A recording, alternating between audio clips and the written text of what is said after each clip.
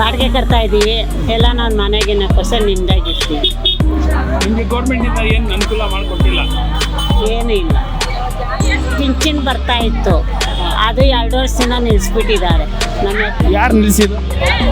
Post ಆಫೀಸ್ಗೆ ಹೋದರೆ ಬಂದಿಲ್ಲಮ್ಮ ಅಂತಾರೆ. ಆಧಾರ ಕಾರ್ಡು ಇದು ಆರ್ಡ್ರ್ ಕಾಪಿ ಎಲ್ಲ ತಗೊಂಡೋಗಿ ಕೊಟ್ಟರು ಬಂದಿಲ್ಲಮ್ಮ ಅಂತಾರೆ. ಅಲ್ಲಿ ತಾಲೂಕು ಆಫೀಸ್ ಕೆಂಗೇರಿ ಹೋಗಿದ್ದು, ಆಯ್ತು ಈ ತಿಂಗಳಲ್ಲಿ ಬರ್ತೆ ಅಂದರು.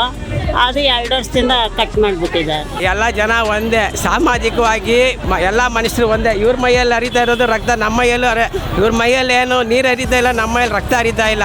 ಎಲ್ಲರ ಮೈಯಲ್ಲೂ ರಕ್ತನೇ ಹರಿತಾ ಇರೋದು. ಆದರೆ ನಾವು ಹುಟ್ಟೋವಾಗ ಯಾರು ಹಿಂದೂ ಆಗಿಲ್ಲ, ಮುಸ್ಲಿಮ್ ಆಗಿಲ್ಲ, ಭಾವನೆಗಳಲ್ಲಿ ಬೀಜ ಬಿದ್ದುಬಿಟ್ಟು ವಿಷ ಇದು ಮಾಡ್ತಾರೆ ಅಷ್ಟೇ.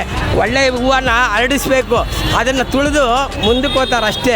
ಜನನ ತುಳಿತಾರೆ, ಹಂಗೆ ಹೂವನ್ನು ತುಳಿತಾರೆ. ಈ ಹೂವು ಅರಳಿ ಹೆಂಗೆ ಅರಳಿರುತ್ತೆ ಆ ಹೂವು ಥರ ಇರಬೇಕು ಬದುಕು. ಏನು ಅನುಕೂಲ ಇಲ್ಲ ನಿಮಗೆ ಗೌರ್ಮೆಂಟ್ ಕಡೆಯಿಂದ? ಏನಿಲ್ಲ, ನಾವು ದುಡಿತೀವಿ, ನಾವು ತಿಂತೀವಿ. ನಿಮ್ದಾಗಿ ಇಲ್ಲಿ ವ್ಯಾಪಾರ ಮಾಡೋಕೆ ಬಿಟ್ಟರೆ ಸಾಕು ಸರ್. ನಮಗೆ ನೆಮ್ಮದಿಯಾಗಿ ನಾವು ಸಂಪಾದನೆ ಮಾಡಿ ನಾವು ತಿನ್ನೋಕೆ ನಮಗೆ ಬಿಟ್ಟರೆ ಸಾಕು.